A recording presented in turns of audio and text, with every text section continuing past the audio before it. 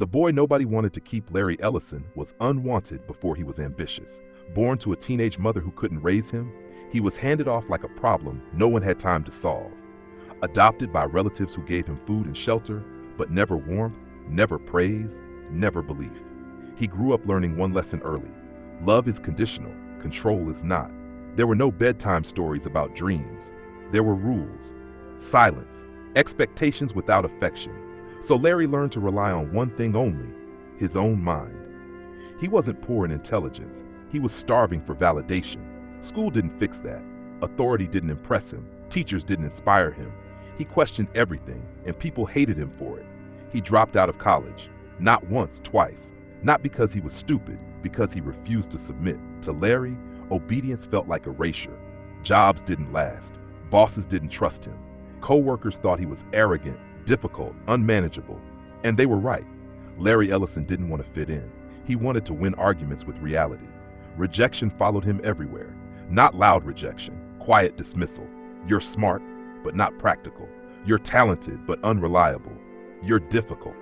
Each sentence landed like confirmation of what he already believed. No one is coming to save you. So he stopped trying to be liked. He started trying to be undeniable. And that decision to choose ego over approval would quietly reshape the entire tech industry, but not yet. First, Larry Ellison had to fail, repeatedly, publicly, and alone. Larry Ellison didn't fail loudly, he failed invisibly. Silicon Valley didn't know his name yet. No headlines, no pity, no safety net. He bounced between small jobs, short contracts, half-finished projects. Not because he lacked skill, but because he refused to shut up. If something was inefficient, he said it. If a system was stupid, he challenged it. If a boss was wrong, he proved it. That kind of honesty doesn't make friends, it makes enemies. Larry watched companies waste time, money, talent, not because they were dumb, but because they were afraid to rebuild what already existed. That observation stayed with him. Then one day, almost accidentally, he encountered a government project, a database system designed to organize massive amounts of information. It was slow, rigid, overcomplicated.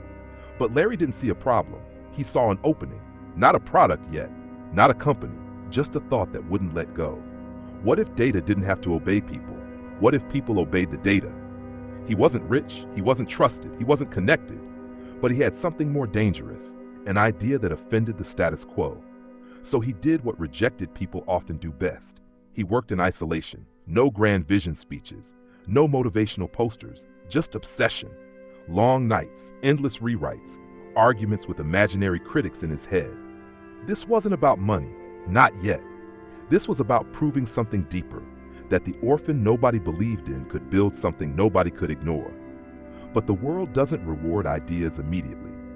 It tests how much pain you're willing to absorb before you quit. And Larry Ellison was about to be tested by the one thing he hated most, being underestimated. Larry didn't start Oracle with applause.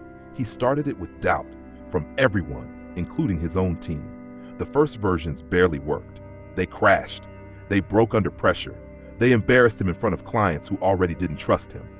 And still, he sold them anyway.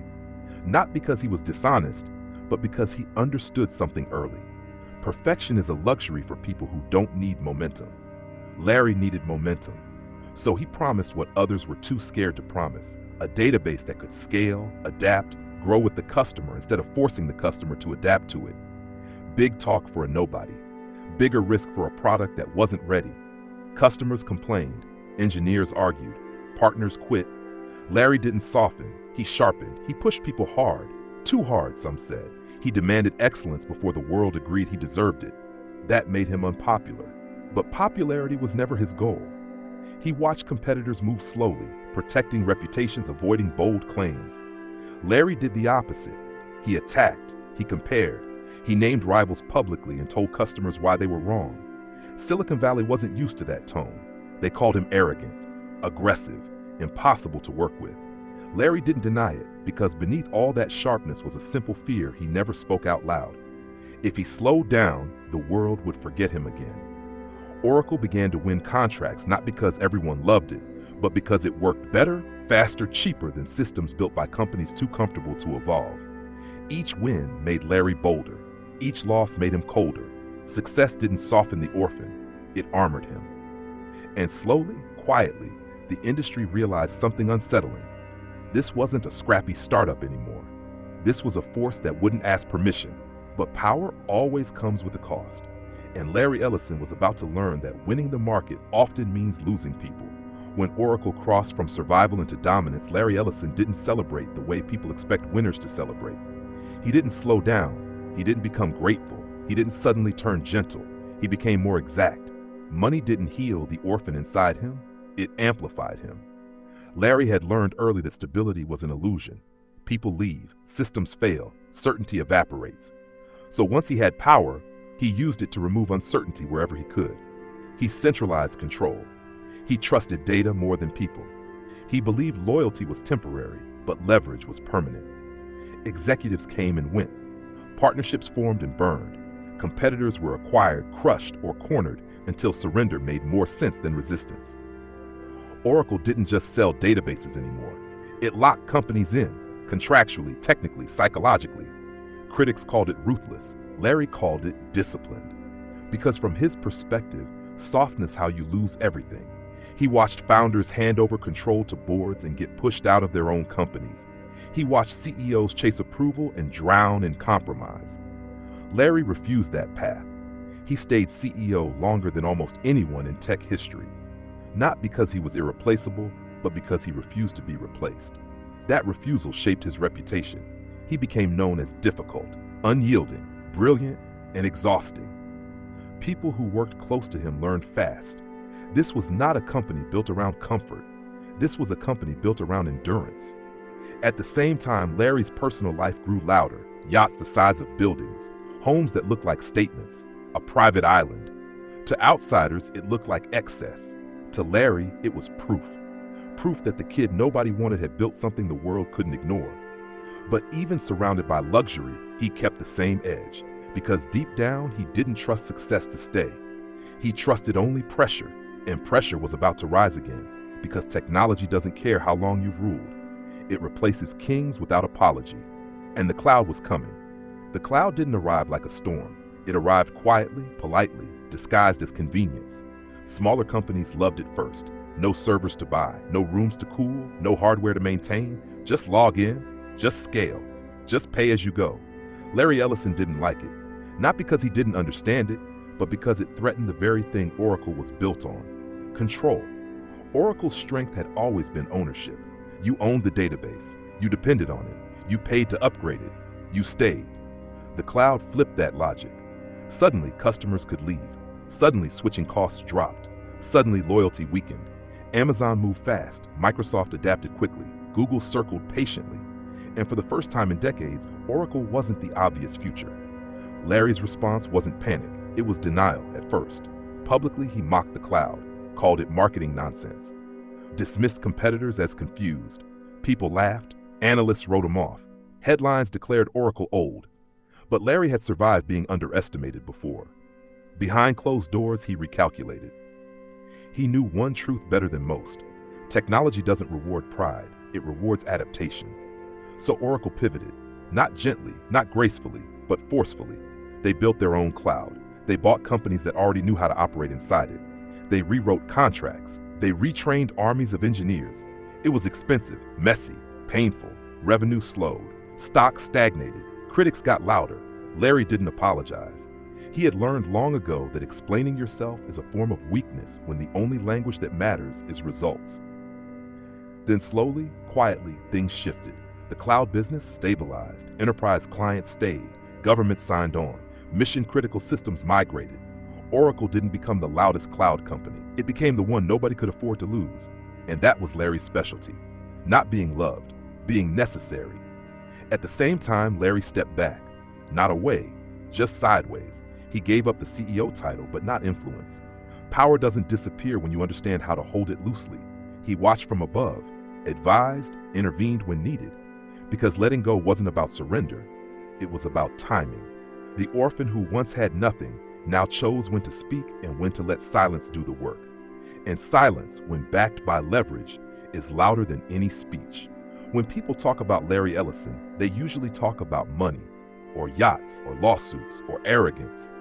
They almost never talk about loneliness. Because loneliness doesn't show up on balance sheets. It doesn't attend board meetings. It doesn't give interviews, but it was always there.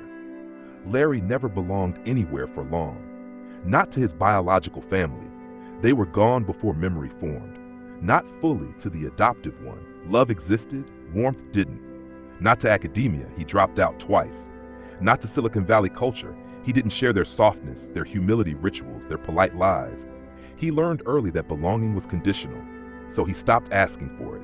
Instead, he built something that could not reject him.